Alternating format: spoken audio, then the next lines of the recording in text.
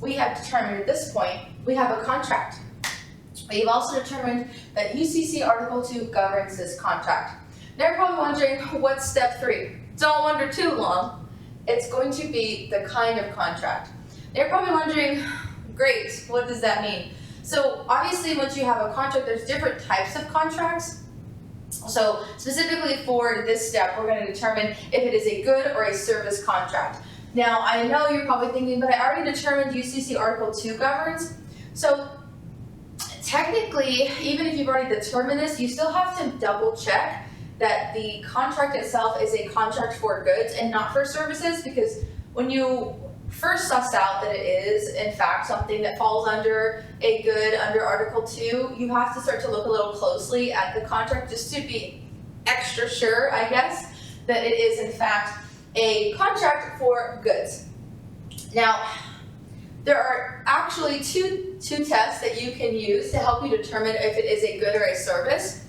And I will warn you that if you do one test, it might give you an answer different than the other test would. So I would recommend looking very closely at the actual facts to see which test you need to apply.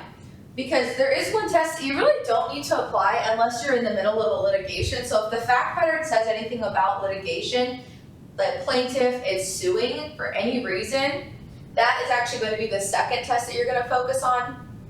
But if it is not mentioning anything about litigation, you really don't have to go to that test at all. You're going to focus on the first test, and the first test is going to give you the best clear answer because there's a lot of factors that you can use to help you determine what kind of contract this is.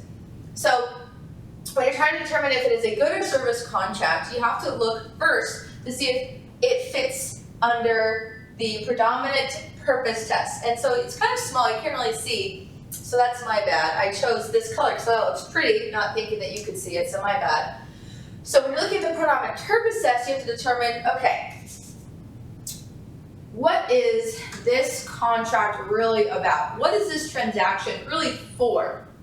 So if I am buying a house, obviously the contract is really about the house, because what is the heart of the deal?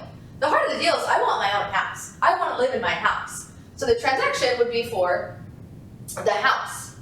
Now, you can consider also looking at another way of helping you determine what the transaction is. Instead of saying most basically, what's the heart of the deal, what's this main transaction about, you can look to see, is there labor in this contract and is there goods in this contract? Just because there's labor and goods, or put another way, goods and services, that does not mean it's not a contract that is based on a good contract, because sometimes you can have both, but it doesn't mean that it's not a goods contract. So you have to look really closely to determine what really is the contract about.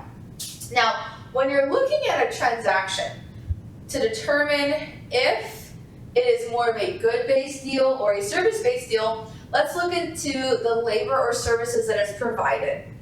When you're looking at a contract in a fact pattern, ask yourself, is the services that's going to be provided or the labor that is going to be provided, is that something that is just merely incidental to the contract? Meaning that even though it's a part of the contract, it's not the main meat and potatoes of the contract. For example, if I'm buying a microwave and somebody's going to install that microwave in my home, the purpose of my transaction is to buy a microwave.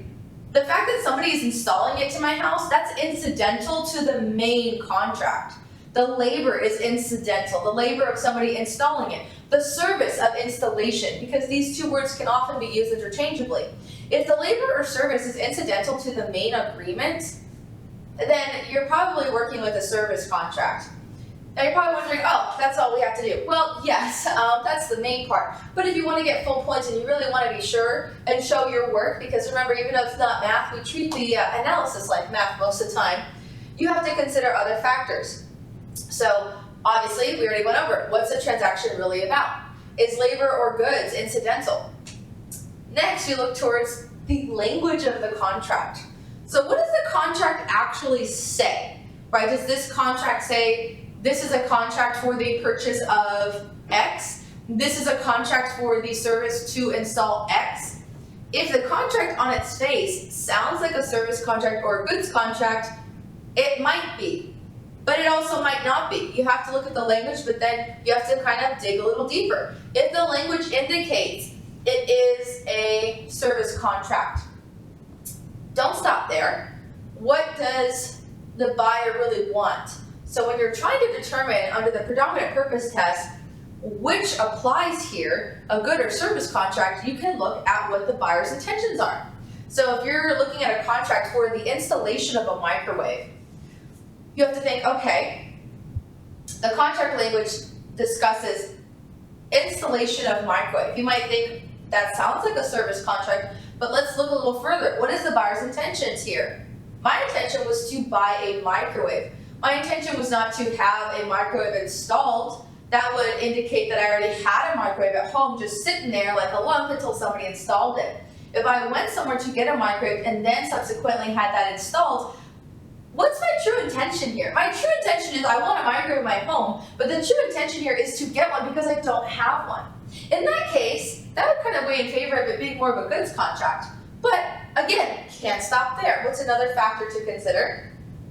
We now look to who the seller is. Now, one great phrase that you could add to an essay that would actually really enhance the analysis, and it's one of those things that just sounds good, right? Is when you're just looking at what the seller does and who the seller is, one thing to highlight in your analysis is to highlight the nature of the seller's business.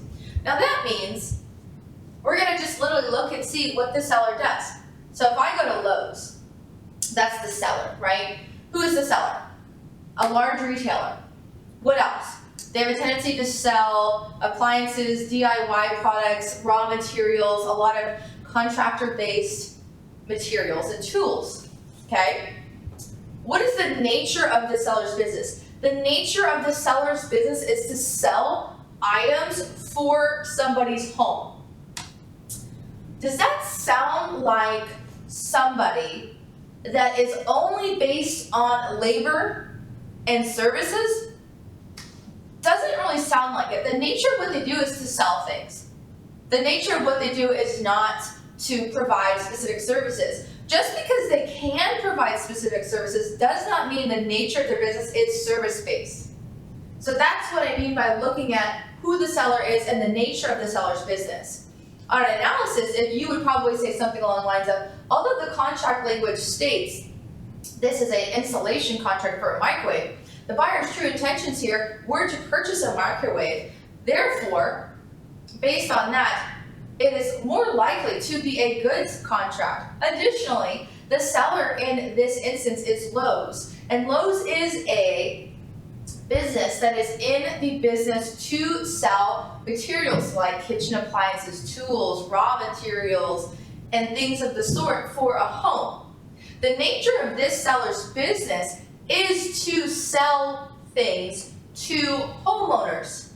Although they might provide things as a benefit to their buyers, such as an installation package, at the end of the day, they are merely providing that as a benefit, but the basis of what they do and their core nature of their business is to sell materials to homeowners. Therefore, this is more likely to be a goods transaction, goods contract.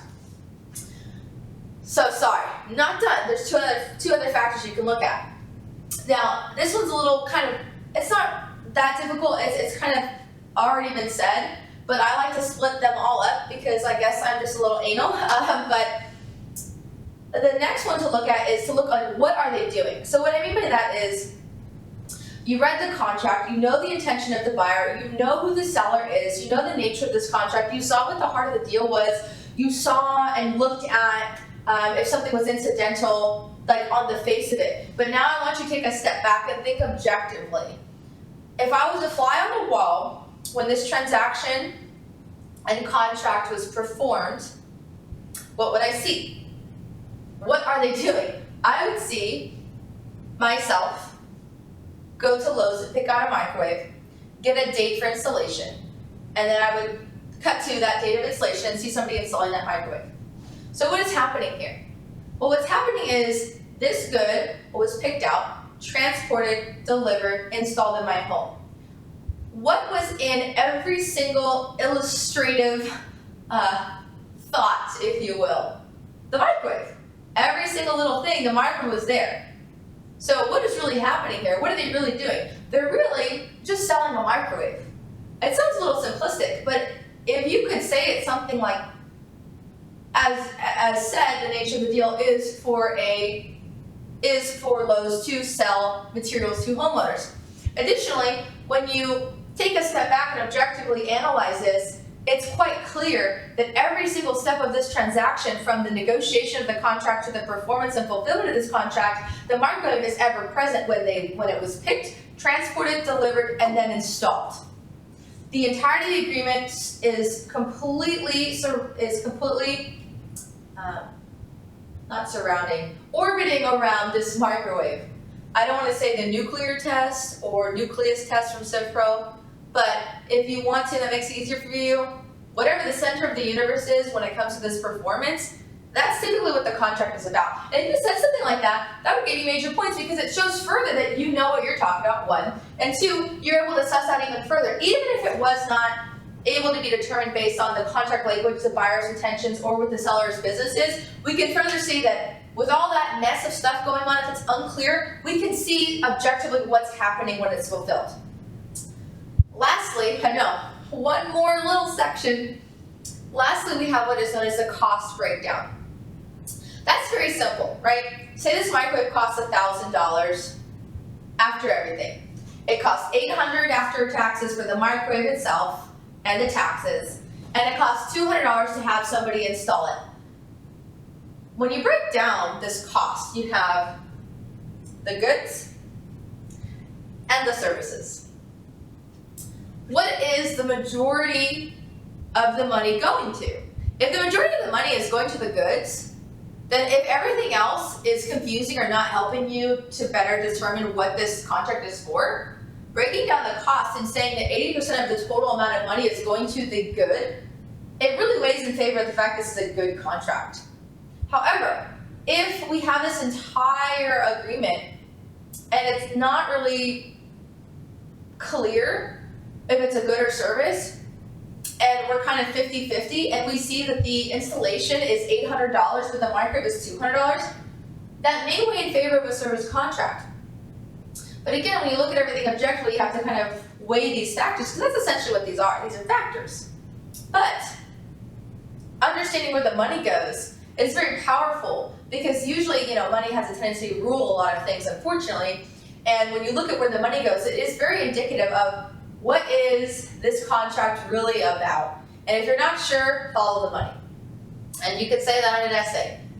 Further, when we look at the cost breakdown, the microwave itself was $800 and the installation was $200. Therefore, labor was merely incidental to this contract.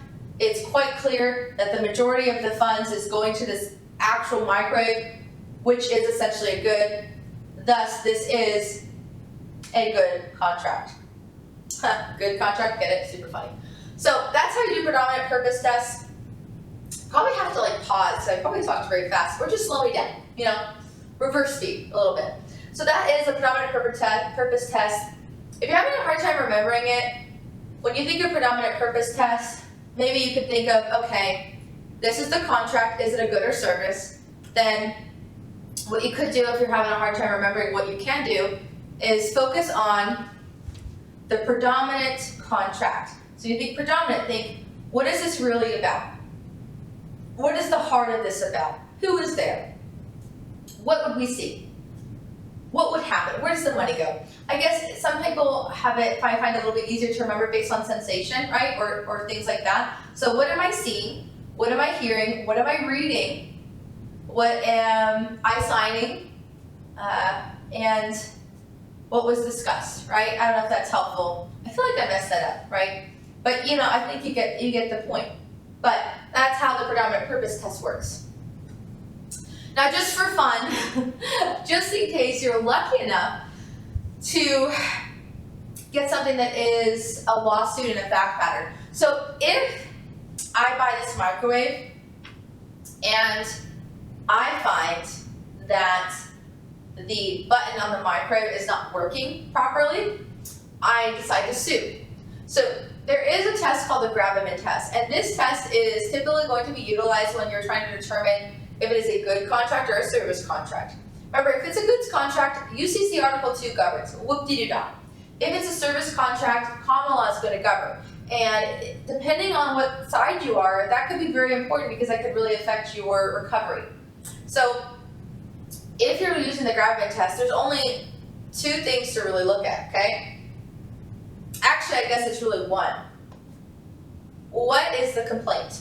So if I sue Lowe's, what does that complaint say? What does my lawsuit say? What does my plea for justice, what does it say? If it says something along the lines of, sorry, my knee is really hurting, I'm always hurting myself. If the complaint says something along the lines of, I am suing for defect of product, that goes in favor of,